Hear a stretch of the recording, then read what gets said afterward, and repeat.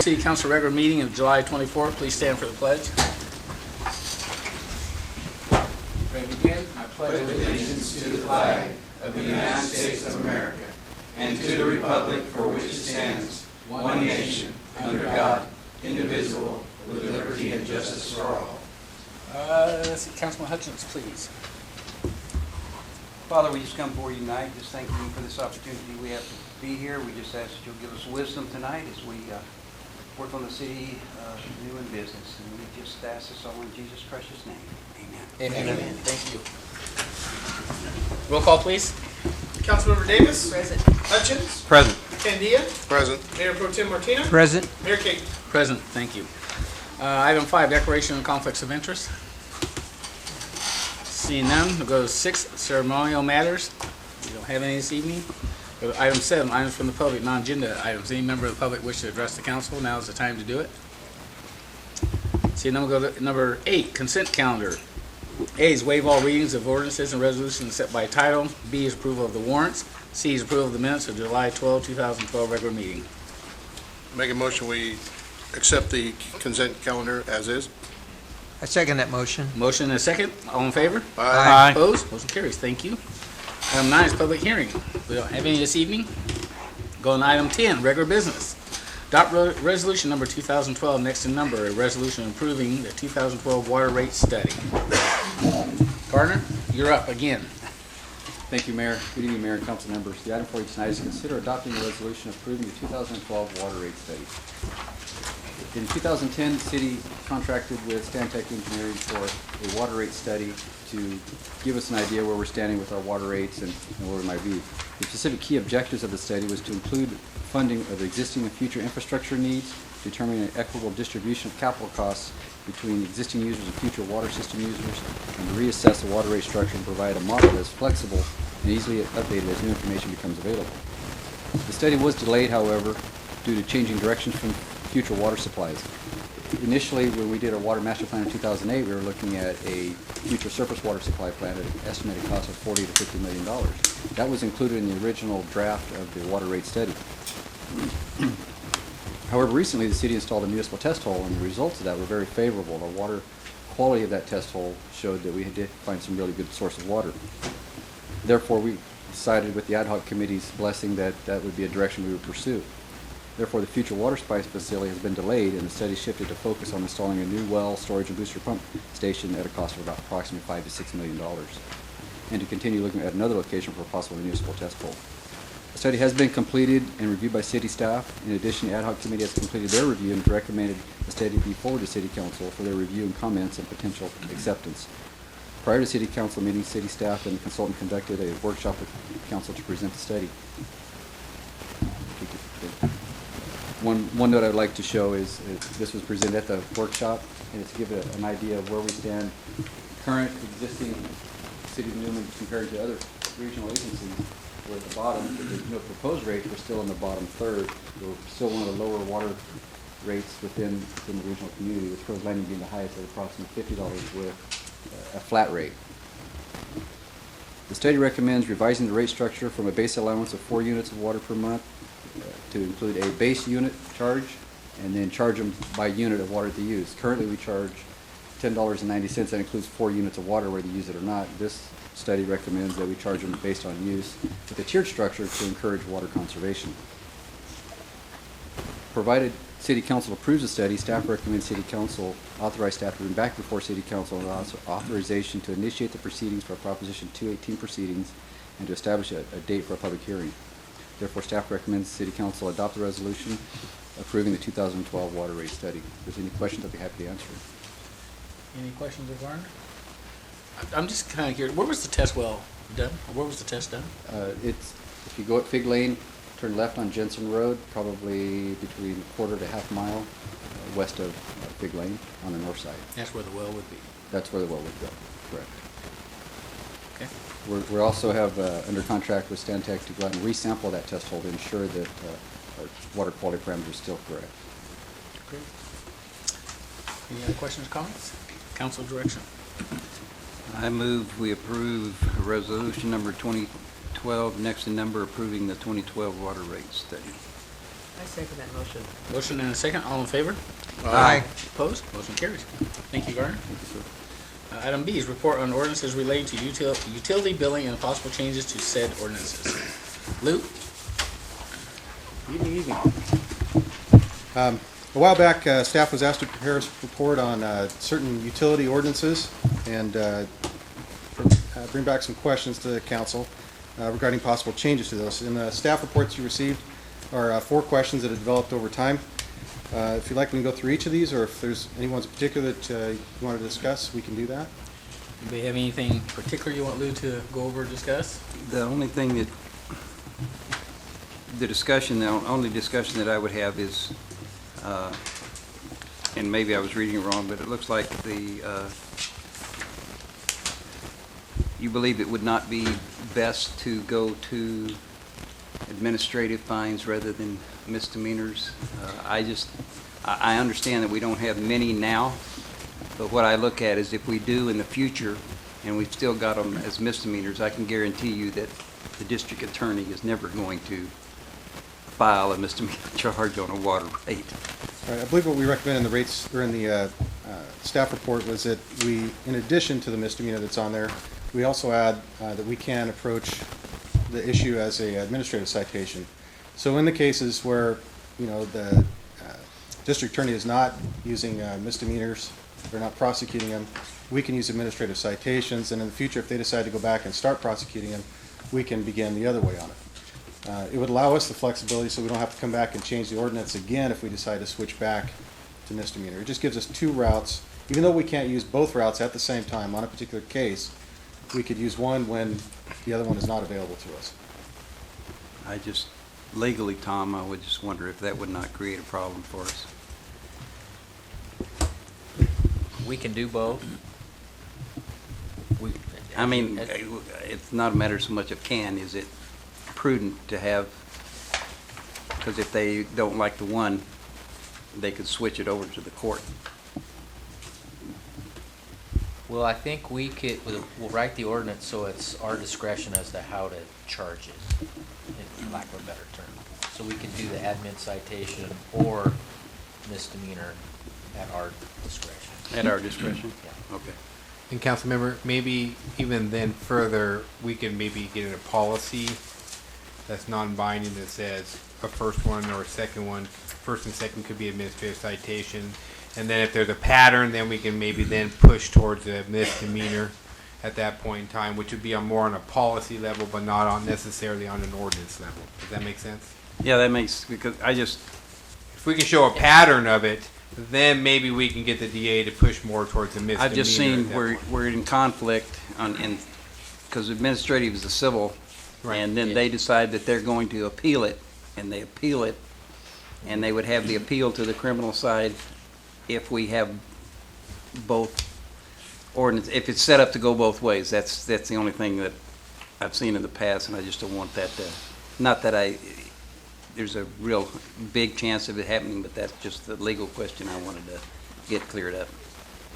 That's a point well taken, and the other point that you're absolutely right about is the DA is not going to touch these with a 10-foot pole right now as a misdemeanor, and there's some talk about allowing the city attorneys to prosecute these misdemeanors, particularly municipal code violations. So again, this would give us the flexibility to do one or the other.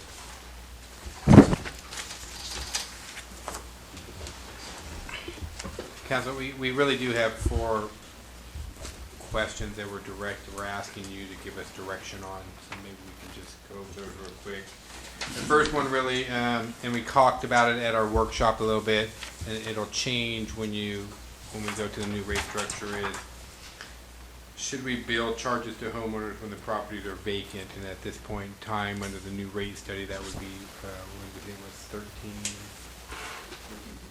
13.50 Plus 107, right? plus 107. So that is currently in your ordinance that it gets done, so without any direction from council, or we would continue to follow the city ordinance and continue to do that, as we talked about in the workshop.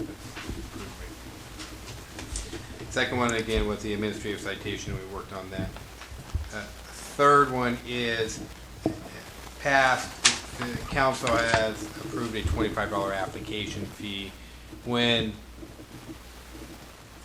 a landlord has a unit that has been moved out a lot, we don't charge them more than once per year, per water meter, per service.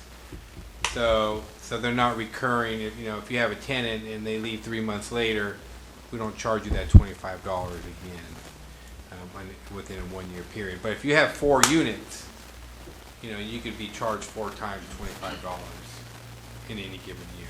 Now, if you don't have vacancies in those 4, you don't get charged. That's currently how we're doing it. Does the council see any issues with?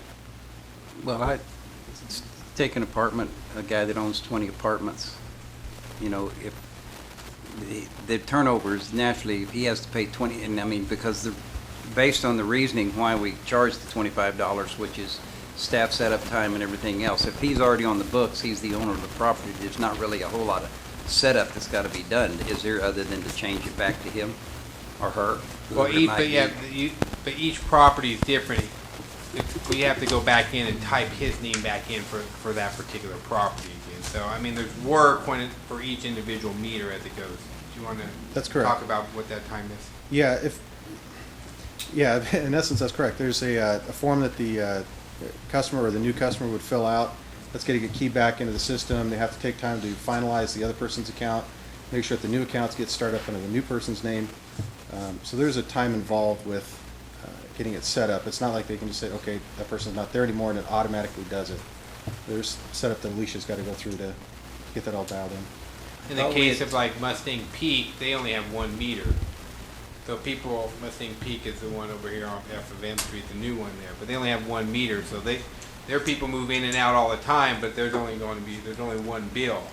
There's no change. And in other particular cases, there may be an apartment complex with 20 units, and each unit has its own individual meter. It's not 1 bill for 20 units like it would be over there. There would be 20 different bills for 20 different units, correct? That's correct, yes. So I think Yeah. that's a distinction. So right now, if somebody, say an owner has 20 units, and they pay $25 at the beginning of the year for each one, and then they have tenants move in and out all year, say, just Right. as an example, every time it goes back to them, they've got to pay another 25? No. Not if they paid the 25 once within that Right. 12-month period. Okay. We would only charge the homeowner 1 time per 12-month period per unit. So if for instance one of your units just has bad luck and you cycle through 2 or 3 people in a year, that property owner only has to pay 1 time. And each time they get an individual tenant in there, though, they have to pay. They have to pay, the that's new correct, application. because they're a new application. So we're trying to lessen the burden on the property owner. The tenants still have to pay their fair share on that particular one. So, but there are landowners that have multiple properties, but each property is treated separately. And each separate unit is treated separately, whether they're on the same property or not. Correct. And then was the final question. And the last one is responsibility for damages.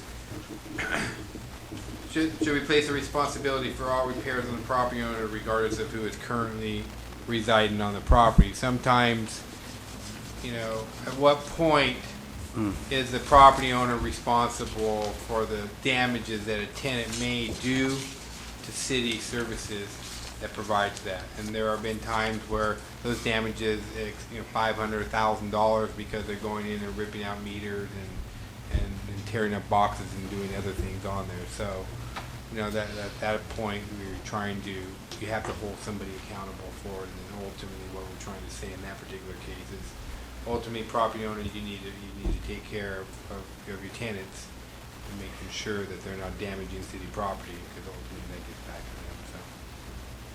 I think you have to put the responsibility on the property owner, 'cause especially if you have a tenant in there and they do all the damage or whatever, and they move out tomorrow for whatever reason. Right. Obviously we're not going to be able to get that money from that tenant. So I think it's got to be a responsibility of the property owner. Because ultimately what you would end up doing in that particular case is, and let's say the property owner is non-responsive, you could put the lien on the property. Now, if they never, when they pay their taxes, they'll have to pay the lien on it that way. Otherwise, once that tenant's gone, that money's gone. Well, and one of the things I look at with that is that a tenant pays a deposit on the property, and that deposit is to take care of anything that has to do with that property Right. So I agree with Ed. They need to be responsible. Okay. Great. Well, that gives us guidance on what we need to do. We'll come back with a modification to the ordinance with respect to administrative citation. So is there consensus on each one of these questions as to what the council feels, what direction should be followed? Well, I concur with all of them as far as I think that they provide the right penalties and application fees, responsibility for damage. I agree. Any other comments? Agreed? Okay. Okay, Thank you. thank you. Item C, designation of voting delegate and alternate voting delegate for League of California Cities Annual Conference. Thank you, Mayor. It's time for that annual conference for the League of California Cities. Currently, Mayor, yourself, and Councilmember Hutchins are the two members that have currently signed up for that. I think they're still accepting applications. So probably at this point in time, if any of the other three council members are interested, we could probably get you into the conference, but I doubt that we could get you at the host hotel. It's probably sold out at that part because that is coming up in September. So with that, we need to designate a voting delegate for some of the resolutions, and I believe those resolutions were put in your packet, not necessarily in here, so that you could review those and give the voting delegate your thought on those. There you go. So the one, we need to designate one of them as the voting delegate and the other as the alternate. So I'm going to let the mayor and Councilmember Hutchins or any other council member who I'm pretty decides to flexible. go to Don, make you it. want it? You guys decide between the two of you, as far as I'm concerned. Well, thank you. Well, we do have some say in this. Yes, you do. Yes, you do. And I lean that way to see what he wants to do. I meant no disrespect by that. Don, I'm, if you want to be the voting delegate and I'll be the alternate, it doesn't matter to me, one way or the other. We're both going to be there, so. Yeah, and last year it worked out. Yeah. We're both going to be sitting there that Yeah. last day probably. So Yeah. So flip a coin. I don't care. how about we do this? Why don't you be the voting delegate? Oh, okay. So that if you want to leave, you can. I know how this works. No, I know it's all good. My plane doesn't leave. till Well, no, late. you may have a game up in Timbuktu again. That's a very good possibility. That's fine. That's fine with me. So at this point, we will send off the paperwork indicating that Councilman Hutchins will be the voting delegate and Mayor Super. Caton will be the alternate. Super. Okay. Do we need to vote on that? You can. You can, or I consensus. just kidding. Thank you. All right. Mayor, technically, there's supposed to be a vote. Okay, let's vote. All in favor of Councilmember Hutchins being the voting delegate and Mayor Caton be the alternate? Aye. Is there a motion? I'm asking for. Oh, the motion. Oh, yeah. Is there a second? Second. Motion and a second. All in favor? Aye. Opposed? Thank you. Now we're official. Okay. Item 11, item from Supervisor DeMartini. Good evening, Mayor Caton, council members. I have just a few things tonight. There will be a meeting with the Department of Water Resources in Sacramento, August 13th at 10:30 concerning the Oristemba Flood Control Project. That is the feasibility study. There is some funding problems that we have some challenges are to actually build the thing, but we can get through this section that we've been working on for the last 14 years with the feasibility. When is that, Jim? It is August 13th in Sacramento, 10:30. I don't have the address, but it's the Department of Water Resources. We just got the email today with the updated address. Oh, did you? I see, I didn't get, Yeah. well, I had a Stan Sarah meeting all afternoon, so I didn't get it, but I know that's the date. So anyway, we're gonna try and at least get the feasibility done, and then we'll decide what to do from there. So LAFCO is going to meet tomorrow night at about 6 o'clock. We're going to be discussing an ag preservation policy. Do not expect a policy to actually be voted on tomorrow night. There was a lot of comments and it's a discussion on it, and most likely it'll be brought back to next month. You know, it's hard to say where it's going to go, but I'm not anticipating a vote on it tomorrow night. But there may be some fine tuning of it, or maybe eliminating certain things, and maybe not. I just don't know where it's going to go, but we will be talking about it tomorrow night. The Healthcare Task Force, the next meeting will be here in Newman on August 2nd in these chambers, and it is our last meeting before the Health Summit on August 23rd, also here in Newman. So everything seems to be coming along okay. We're very close now to getting the nonprofit status. We had to revise the agenda because of some additional things that we found out we needed to vote on.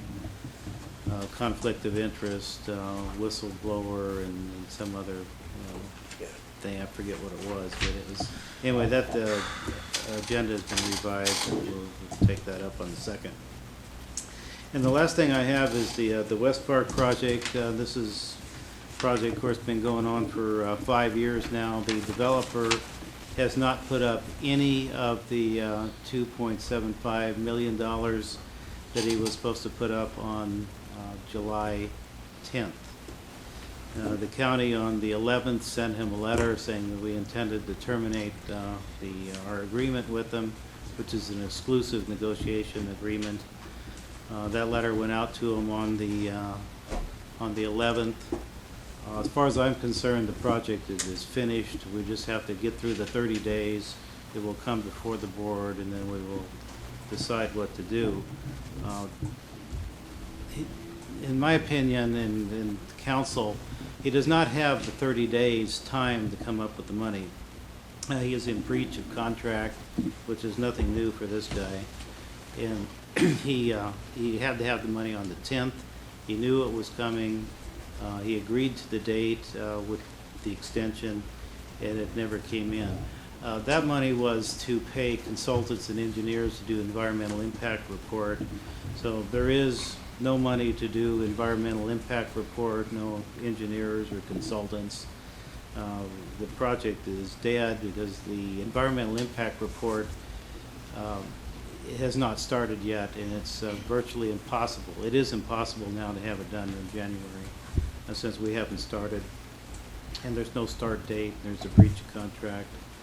So I would expect sometime after the 10th of August, we will take it up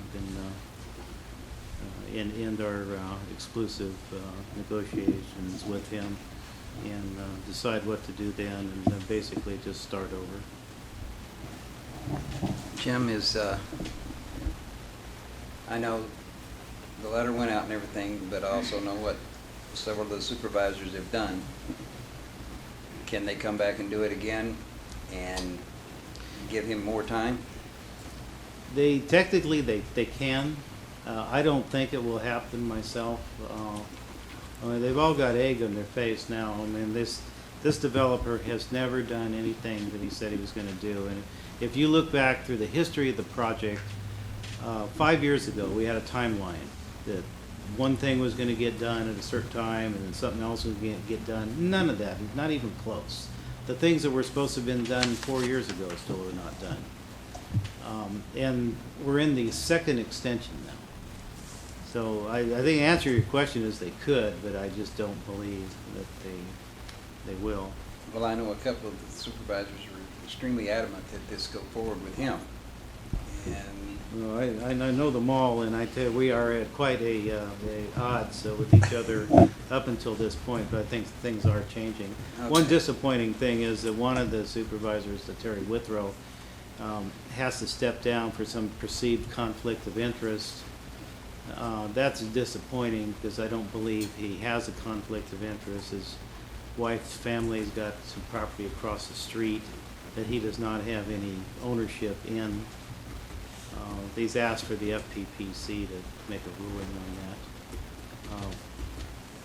One thing is that to consider is that in order to terminate the contract with Mr. Camillus, it would take 3 votes. 2 votes, if it's a 2-2 vote, we just keep on going.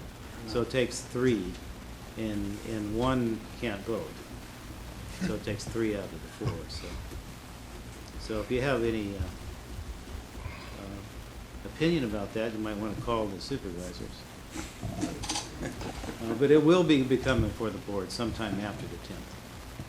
And any decision will be made. Could you let us, keep us apprised of when it's going to come before the board? Yeah, okay, I'll let you know. It's either, I can tell you this, that we have not scheduled a meeting for the 14th. We usually meet every Tuesday, but for some reason the 14th was never scheduled. And we can't do it before the 10th. So we're either going to have a special meeting on the 14th or wait until the 21st.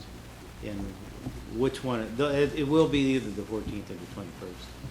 And I don't know which yet, but I'll know soon. Thank you.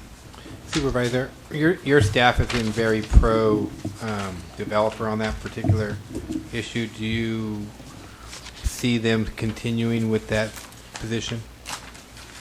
No, I really don't.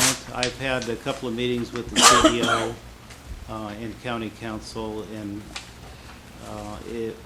it was the opinion of the county council when I talked to him that when we have a breach of contract this early in the deal, that he said, he used some legal term but I don't remember what it was, but it's pretty much over.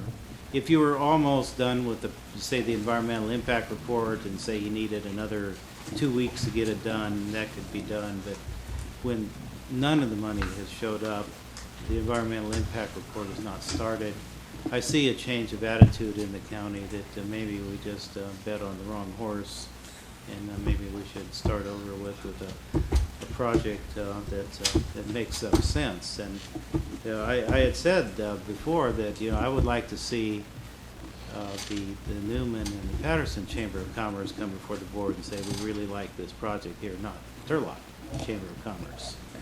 That has always bothered me that the only people that were supporting this project were far removed from it. And there I was think we did make that presentation probably, I don't know how early it was in the process, Michael, when you and I attended that meeting, and the Modesto Chamber of Commerce and Turlock Chamber of Commerce were applauding the project. So I got up quickly and thanked them for their support. I was glad that they thought it was a good project from the Turlock perspective and Modesto perspective, and not concerning what the West Side thought. Yeah, and I think that was well said. Yeah.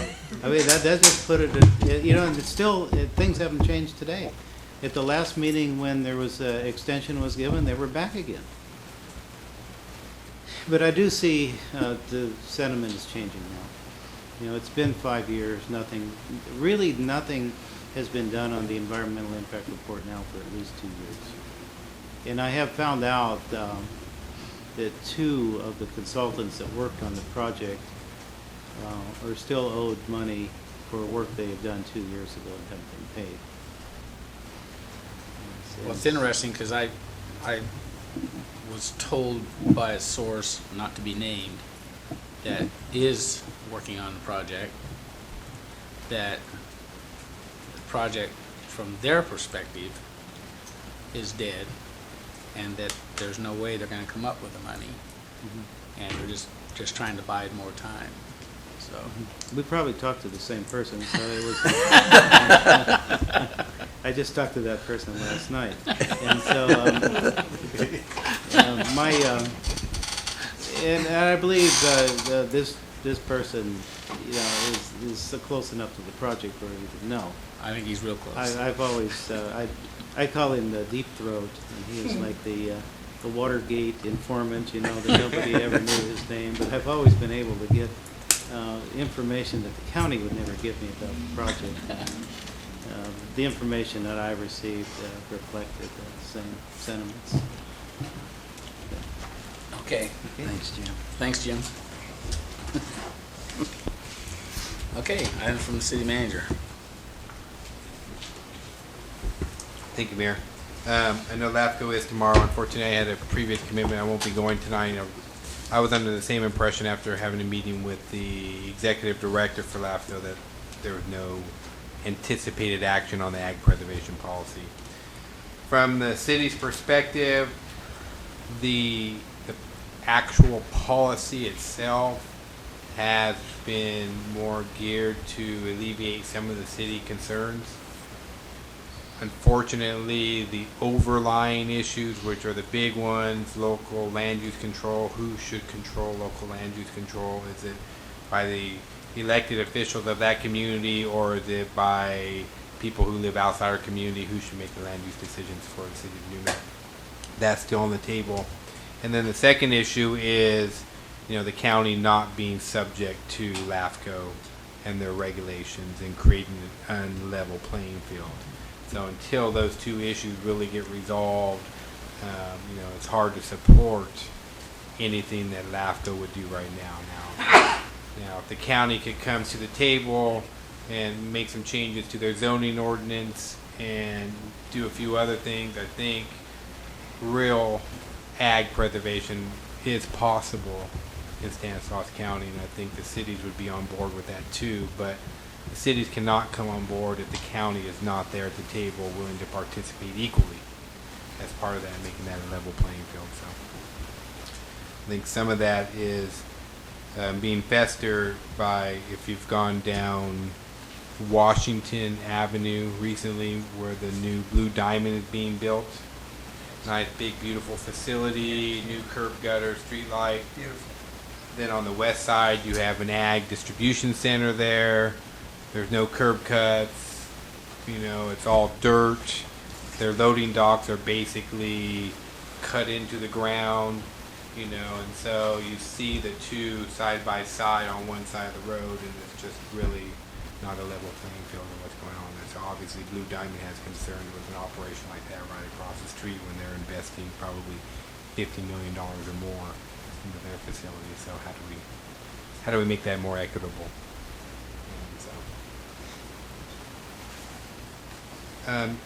There was a letter on your desk today going to the East Merced Resource Conservation District. So for the members of the community who have not heard, last week the finance director and I were perusing the newspapers, and this article popped up about how the state of California magically found $50 million. I think it was closer to 60. $60 million, of funds. Nobody knew it was there. It just happens to be, double the amount that was needed to save those parks. As you know, for the last couple months, we've worked with the Resource Conservation District to try to educate the public about the closure of these parks. And to their benefit, the Conservation District went out and raised $64,000 to keep those two parks open for a year. But now we find out that the state had the money the whole time. So in that letter, we're asking for $5,000 back and asking that all the money actually be returned to whoever we can on that. So why should we give the state $5,000 when they had the money the whole time? Sad because the people that lost their jobs, too. Yeah. So with your concurrence, I'm going to go ahead and send that letter tomorrow. I just wanted to make sure that you were okay with the tone and how it was put out there. So, we're asking the district for the money back, but we're making the case that this has nothing to do with the district. It's really the state. It should almost be automatic. You would think, but just as a formality, we just want to make sure we get it on the record that we are requesting that back. So. We, last week, the city, through our consultant, California Consulting, and through the help of an engineering company, have submitted a Highway Safety Improvement Plan grant application. We're asking for $900,000 to do highway improvements on Highway 33. If you just visualize what's out there right now, you see the crown is higher than the sidewalks and the slopes are very steep. We think that's a public health and safety issue, not only for vehicles, but for people that are traversing from one side of the highway to the other. And just think if you're in a wheelchair and you were trying to come over that crown, or you were walking on the side of the road, or there are vehicles that are when they're parked on the side of the road have a very big slant on them. So based upon the scoring method, our Public Works Department is pretty confident that we have a pretty high score relative to the scoring system itself. So I think we have a better than average chance of getting it. So we're going to keep our fingers crossed. In addition to that, the Public Works Director and I have gone down to Stockton and worked with what's called SHOP. They have different programs, but this one's again more of a safety type program. And they indicated to us if we were able to get that grant, they may be able to come up with several $100,000 to add to this project and maybe really do, YOLO to INYO type improvements along there, and improve the sidewalks and improve the slopes, raise the curves, and do a bunch of other things on there. So keep our fingers crossed on that. Probably won't hear till probably early next year before that announcement comes out. And we put in your packet, the Fall Festival's coming up. Fall Festival Parade application. The council's always sat in that and done that, and the mayor's got it there. A couple of different ways we can do this. In the past, I know the council has ridden in fire engines. We do have those new electric vehicles now. That's another possibility for you. We don't need an answer today. I was gonna address that, and I was not to put Garner on the spot, but he volunteered that we could use those. Yes. So I was gonna talk about it, and I thought it'd be different, and there's enough of them that all 5 of us could drive them down through the parade route on that particular day on September 2nd. And I was just gonna talk about that. That's something you guys like to do if you prefer riding on the fire truck. No, that's fine, yeah. We have 2-seater trucks. We have 4-seater cars. We have enough for individuals. Yes, that'd be something different, Yeah. so. Yeah, it'd be nice. Yeah, Show off Maybe, the- maybe you can talk amongst yourself, Yeah. and we have time, but just let us know, and we'll make sure that those They're all vehicles. electric, right? Yeah, they're all electric. I already put it on the application, so I was gonna get Okay. Mike to send it in for us. You would. All right, someone's gotta make a decision. And then lastly, just good news, we just received a site plan review application for a new commercial building in town. So we're starting to see a little bit more commercial activity pick up. So, and this company is a public company that would be moving into town. 12,000 square feet? How big's the building? It's about 12,000 square foot building. So. And we've had some new business open up in town now. Maybe Yes. they're close. Yes, Close so, opening. yes. So I think that's good for the show good signs of the economy, some green shoots that are coming up. It's also obviously good for our residents, another shopping opportunity here. Maybe they can get some things in town that they hadn't been able to get. And then lastly, revenues for the community. Thank you. That's all I had. I can answer any questions you may have. Any questions or comments, Michael? Thank you. Staff, Stephanie, anything? Chief?